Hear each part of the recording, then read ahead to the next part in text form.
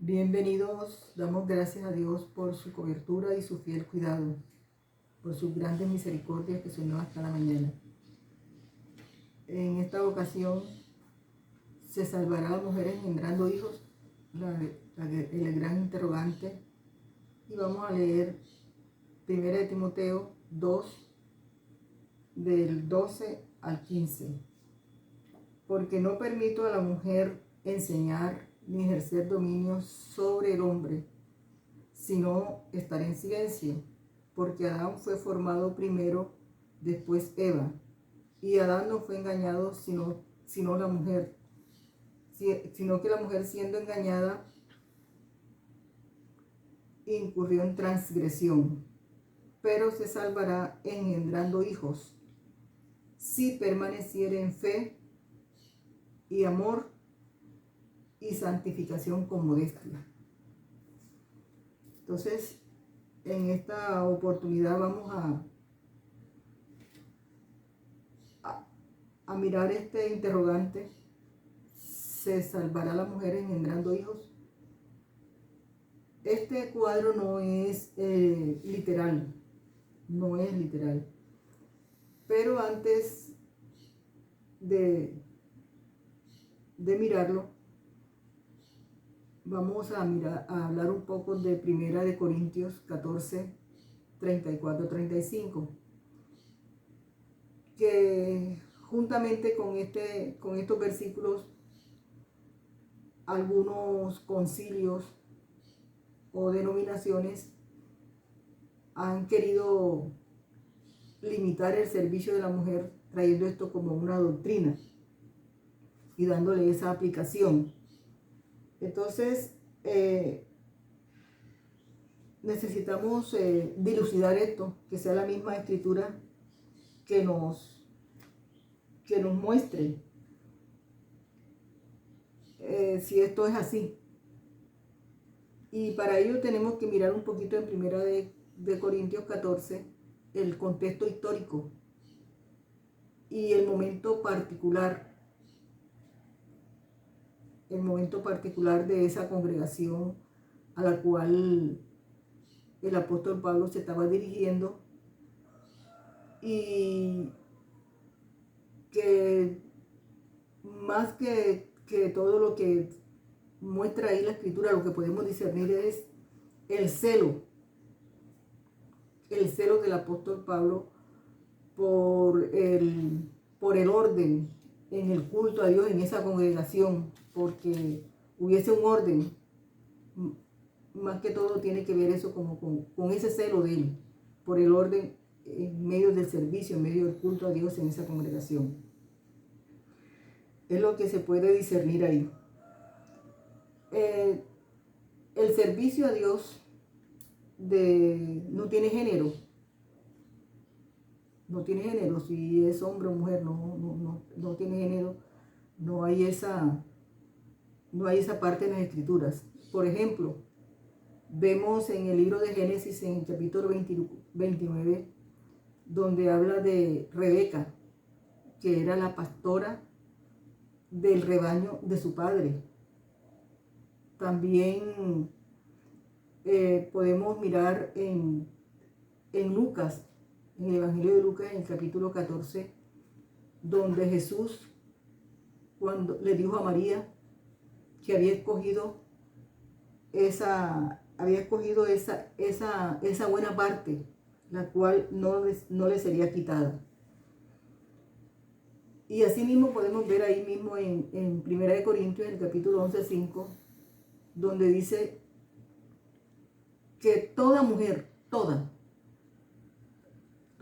que ora o profetiza, y luego esto no es algo menor, toda mujer que ora o profetiza. Y allí mismo en el capítulo 14, 33 de 1 de Corintios, la escritura dice que Dios no es Dios de confusión. O sea, si Dios no es Dios de confusión, tampoco es un Dios que se contradice o es ambiguo. Entonces no se puede no se puede crear este ambiente en el seno de la iglesia, como para decir una cosa o la otra. No se le puede crear ese ambiente a las mujeres dentro del seno de la iglesia, porque esto no es sano. Ya dijimos que el cuadro que estamos mirando en 1 Timoteo no es literal. Entonces, si la salvación, imagínense, si la mujer se va a salvar engendrando hijos, la salvación primeramente, no, la salvación es por gracia, porque sería Dios injusto. Y Dios no es injusto, Dios es justo. Entonces la salvación no es por obra, sino por gracia. Y si miramos un poquito más allí en esos mismos versículos de 1 Corintios y 1 Timoteo, se podría decir entonces que la mujer que es viuda o la mujer que es soltera, ¿a quién le preguntaría en su casa cuando fuera, si dice que tiene que preguntarle al marido? O las mujeres que no han podido parir, que no tienen hijos, o las mujeres que son solteras. Entonces, ahí podemos ver que esto sería una contradicción y una injusticia. Pero Dios es justo. Así que si las mujeres no pudieran ejercer en la obra de Dios, pues ya miramos como desde el antiguo pacto ya vimos a Raquel allí ejerciendo esto como pastora. Entonces podemos decir en este día que Dios, la palabra dice que la carrera no es el que quiere ni el que corre, sino de Dios que tiene misericordia. Entonces, esto es demasiado importante. Ahora vamos a mirar ya lo que es el texto donde se dice que si, los versículos estos donde se dice que la mujer se salvará engendrando hijos, que es en lo que leímos inicialmente. Tanto 1 de Timoteo como 2 de Timoteo son cartas enviadas a él para darle instrucción en cuanto a la doctrina y en cuanto a la conducta, a la manera de conducirse en medio del pueblo de Dios, en medio de la congregación, en medio de la iglesia. Entonces de aquí podemos sacar tres cosas que vamos a mirarlas de forma particular. Sería la redención, la misión y la visión, pilares fundamentales, esenciales. En cuanto a la redención, vamos a mirar en los versículos 12, 13 y 14.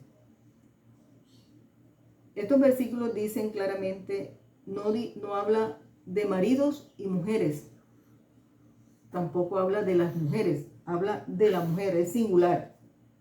Y dice que no se le es permitido enseñar ni ejercer dominio, no dice autoridad, sino de ejercer dominio sobre el hombre. Entonces esto es bien importante, este lenguaje de no cambiarlo, porque se le cambia todo el sentido de lo que realmente la Escritura nos quiere decir. Entonces, ¿qué sucede? Ciertamente Adán fue formado primero, pero porque Dios en Abraham tenía el propósito de mostrar ese tipo de Jesús, y por eso Adán fue engendrado primero y la mujer después, ciertamente. Entonces, este asunto no es un asunto de maridos y mujeres, sino de la mujer y el hombre. Todo aquí creo que nos vamos comprendiendo esta parte. ¿Qué podemos decir? Que esa mujer, la mujer es Eva, es la iglesia redimida, por Jesús el hombre en la cruz. Entonces, ¿qué hizo Jesús en la cruz? Ejerció dominio sobre el pecado, sobre la muerte. Y allí la mujer, la iglesia, fue redimida. Ese dominio lo ejerció Jesús, el hombre. Y esto lo podemos mirar, como ya dije, porque este Adán sería tipo de Jesús. Sin embargo, este primer Adán desobedeció. Eso lo podemos ver en Génesis 3:17 y 1 Corintios 15, 20, 22. Allí podemos ver cómo Jesús, el segundo Adán, el hombre obediente hasta la muerte y muerte de cruz. Luego, entonces aquí Jesús es el que tiene y el que ejerce el dominio. Este es un cuadro de la iglesia que se le estaba dando esa instrucción a Timoteo para que tuviera presente ese origen donde nació la iglesia, donde nació este momento, donde el mismo Adán ya abandonó, ya él pierde esa figura como tipo y viene lo que se llama y lo que vemos en la escritura, el segundo Adán. Jesús, que fue el que nos redimió y el que ejerció dominio y poder sobre la muerte. Entonces, la iglesia, ¿quiénes somos la iglesia? La iglesia somos todos, hombres y mujeres. Somos el cuerpo de Cristo. La iglesia no está formada solamente por hombres. La iglesia somos todos aquellos que creemos y son hombres y son mujeres. Entonces creo que esta parte ha sido clara de acuerdo a la escritura. Porque la mujer no puede enseñar. Porque también Jesús es el maestro, es el que enseña. Él dijo, aprended de mí. Nos mandó a aprender de él. Entonces Él es el que nos enseña a cómo conducirnos en medio de su obra como su iglesia. Así que somos enseñados por Él y Él nos mandó a aprender de Él. Dice, aprender de mí, imperativo, aprender de mí que soy manso y humilde de corazón. ¿De quién debemos aprender? De Jesús. Por eso nos estamos llamados a enseñar. Todo lo que se hace ya en medio de la obra de Dios se hace por su misericordia. Pero el maestro por excelencia es Jesús. Él es el que enseña y Él es el que nos da la sabiduría para nosotros poder transmitir el mensaje de su palabra. Entonces viene lo segundo, la misión. Viene lo segundo, que es la misión. ¿Dónde la encontramos? En el versículo 15, que lo podemos ver muy claramente, que es el versículo del cual surge la pregunta: ¿se salvará la mujer engendrando hijos? Porque dice, pero se salvará engendrando hijos si permaneciera en fe, amor y santificación con modestia. Mire que aquí está otra parte de lo que es la iglesia. Se salvará la mujer engendrando hijos, lo que decíamos hace un rato. Si una mujer es soltera o si tiene su marido y no ha podido tener hijos por alguna circunstancia, entonces ahí lo que decíamos, será Dios injusto. Que entonces Dios no se contradice ni tiene ambigüedades, porque ya dijimos que Dios no es Dios de confusión. Entonces, ¿qué es lo que sucede? Fíjense que aquí no dice, pero se salvarán. Es singular, se salvará engendrando hijos. Lo que está en plural son los hijos. ¿De quién está hablando? De la mujer, de Eva. De ese origen de la iglesia, de esa iglesia redimida en la cruz. Entonces, se salvará engendrando hijos. Y fíjese que esto es a futuro, bien, esa actividad, ese proceso que viene gestando la iglesia,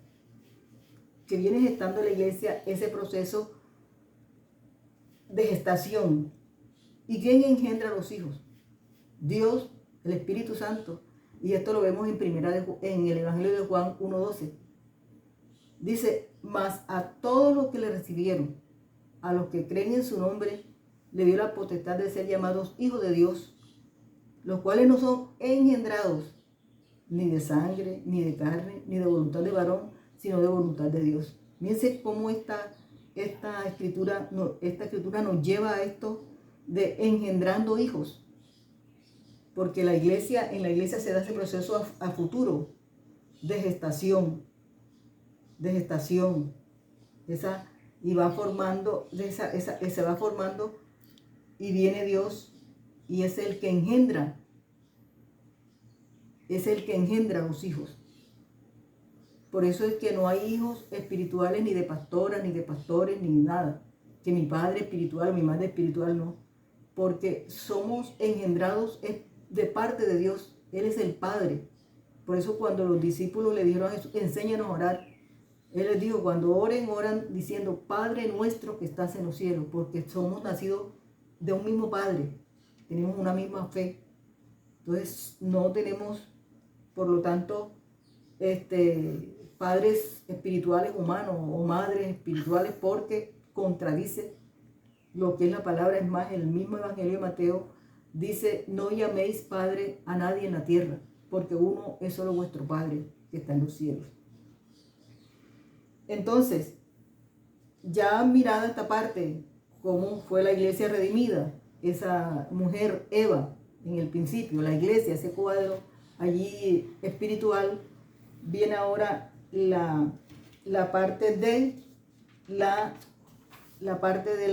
tercero, la parte de la visión, que también la encontramos en el versículo 15. Este versículo es significativo. Dice, si permaneciere en fe, amor y santificación, con modestia. ¿Quién es el que va a permanecer? La iglesia. Eso no se puede titular a una mujer. No, es la iglesia la que va a permanecer en amor. Y fíjense que ese es un fruto del Espíritu. Un fruto del Espíritu es la fe, la esperanza, el amor y otros frutos más que tiene el Espíritu. Pero fíjense que hay dos frutos del Espíritu. Y Jesús dijo, el que permanece en mí, lleva muchos frutos. Entonces, fíjense que tenemos llevar, ¿qué necesita la iglesia? Llevar ese fruto de fe y de amor. Porque la iglesia debe permanecer.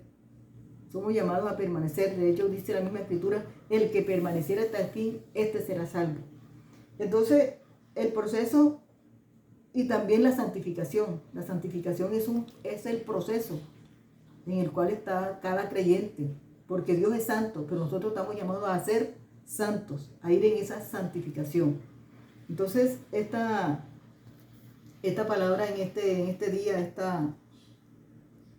esto que hemos mirado, de el por qué no se puede tomar literal que la mujer se salvará engendrando hijos, y argumentar una cantidad de cosas, y así prácticamente con Primera de Corintios y esta otra escritura se ha tratado de limitar y de decir que la mujer no puede ser pastora o que no puede ser predicadora porque no puede estar por encima del hombre. No, aquí no dice eso, porque no está hablando de maridos y mujeres, está hablando de la mujer y el hombre. Y Primera de Corintios 15, 20 y muchas otras escrituras más, hay abundante escritura, como muestra a Jesús como el segundo Adán, porque el primer Adán falló. Entonces, por eso esta escritura ahí, para instruir a Timoteo, lo lleva a ese origen, de cómo se dio ese origen y cómo la iglesia debió ser redimida por el segundo Adán, que fue obediente hasta la muerte y muerte de cruz. Entonces, alabamos a Dios y lo bendecimos, porque la palabra está delante de nosotros para que, como dice ella misma, que vengamos a la palabra para que ella nos muestre, la misma palabra nos muestra esa verdad de Dios, que a veces se tergiversa y se argumenta como en un sentido dogmático que no hace bien a la iglesia. Entonces, damos gracias a Dios por su misericordia y será hasta otra próxima oportunidad.